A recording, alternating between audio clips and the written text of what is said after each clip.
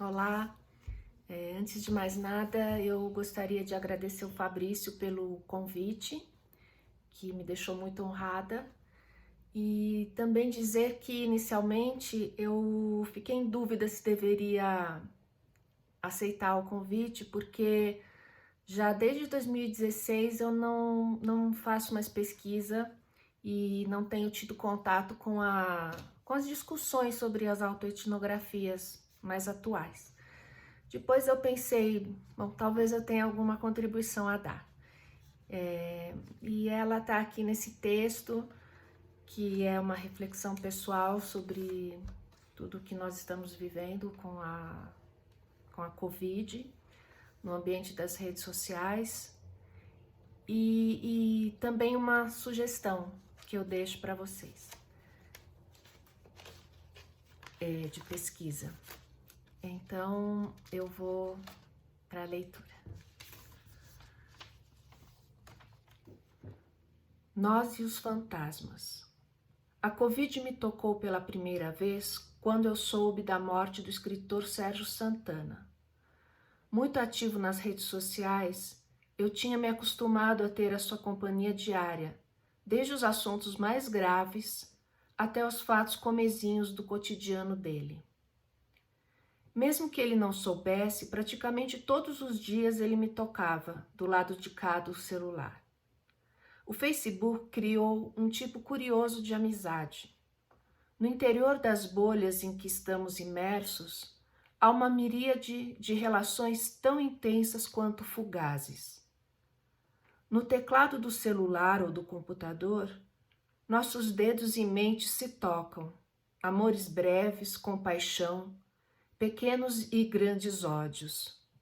Pessoas que jamais se encontrariam tornam-se íntimas. Um perfil de escritor cria uma proximidade diferente daquela que se forma entre leitor e colunista de jornal. Quando morreu o escritor, eu perdi um amigo.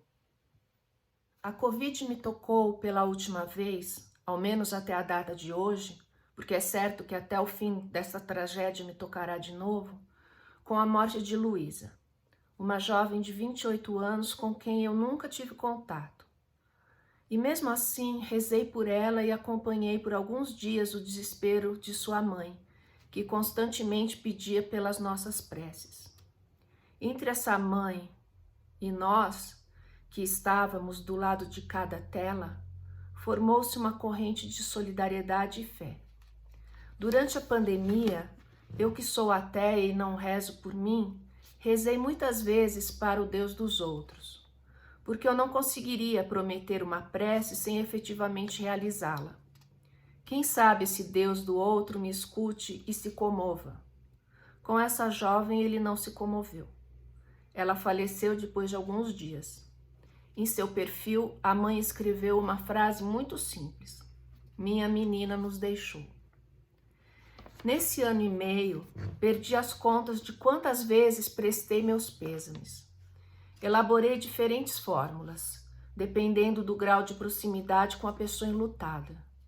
Meus sentimentos de solidariedade, meus sentimentos a você e sua família. Sinto profundamente pela sua perda. O que estamos vivendo é uma tragédia. Um abraço afetuoso, um abraço fraterno.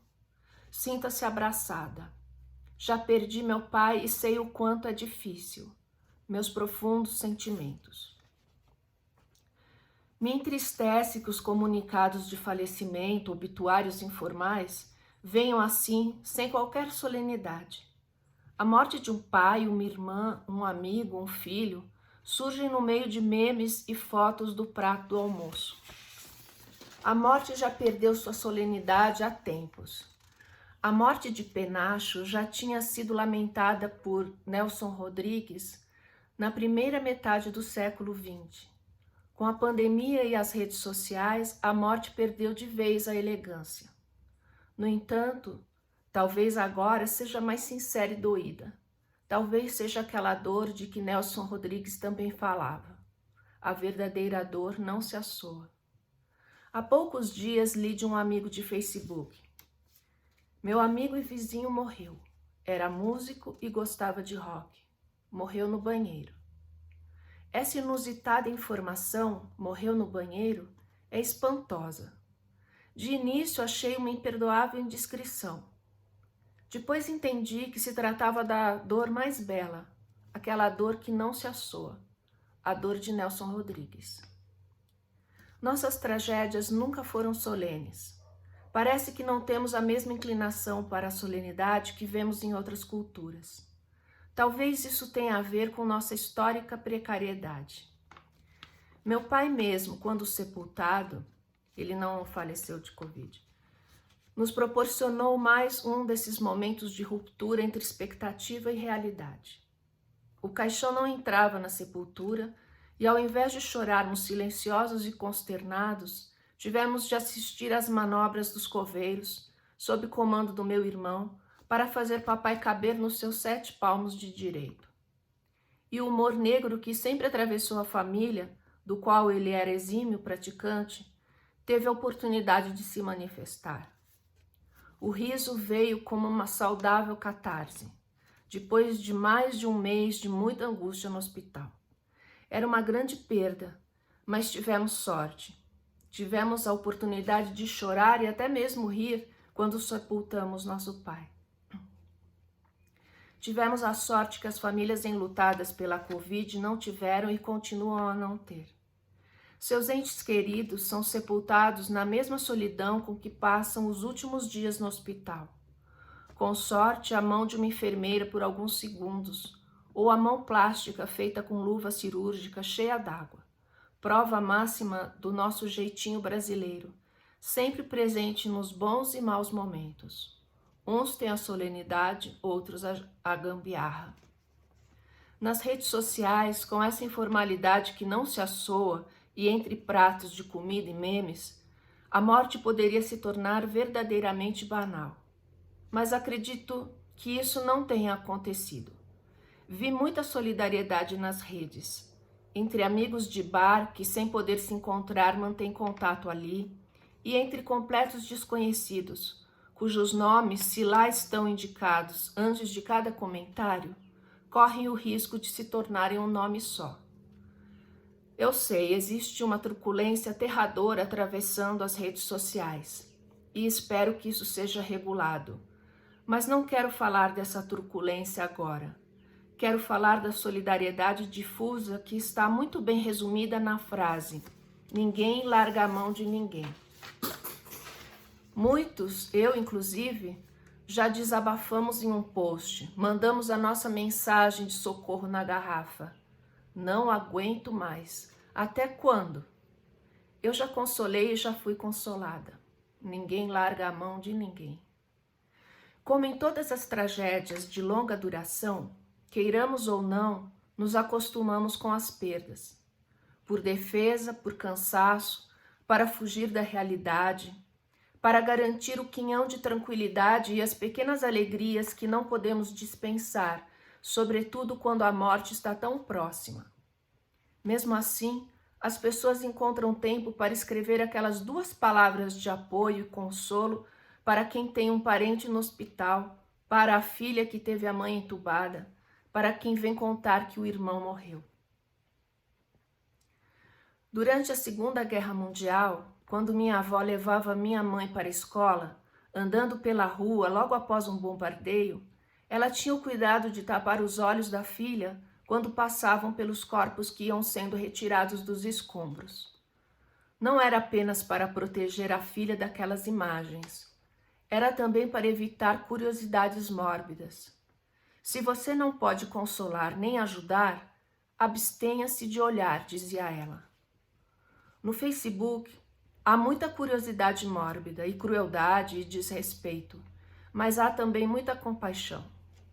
Há alguns dias soube de um amigo de Facebook que faleceu apesar de já vacinado com as 2 doses. Quando li o post comunicando a sua morte, não atinei quem fosse. Era apenas mais um nome. Cliquei no seu perfil. Vi seu rosto sorridente, ele abraçado à mulher, ambos na meia-idade, em frente à pirâmide do Museu do Louvre, em Paris. Eu me lembrava dessa foto. Eu sabia que havíamos conversado várias vezes e me lembrava que ele fazia comentários inteligentes e bem-humorados. Eu não reconheci o seu nome, mas dessa foto eu me lembrava. A fotografia para Barthes é o esteve lá do passado que chega até nós. Ela é a presentificação de uma existência, uma espécie de fantasma que vem até nós. É também um memento, uma recordação. Recordar significa trazer de novo ao coração. A fotografia de uma mãe morta postada pelo filho é um modo de dizer: veja quem foi minha mãe, veja. Veja bem antes de se esquecer dela e de mim. Desde o dia em que meu amigo da foto em Paris faleceu, passei a observar com mais atenção cada fotografia dos perfis de meus amigos de Facebook e passei a vê-las como possíveis retratos mortuários. Quem sobreviverá? Eu sobreviverei? Tanto quanto a perda de vidas, outra perda me angustia. Onde ficarão registradas as palavras que expressaram tanta dor e tanta solidariedade? Ficarão perdidas e silenciadas nessa grande miríade discursiva que são as redes sociais? Ficarão perdidas entre os nomes e fotografias de mais de 500 mil de fantasmas? Eu espero que não. Os que ficarem e são estudiosos das palavras precisam salvá-las do esquecimento. Eu dedico este texto aos meus amigos das redes sociais, aos fantasmas e aos sobreviventes.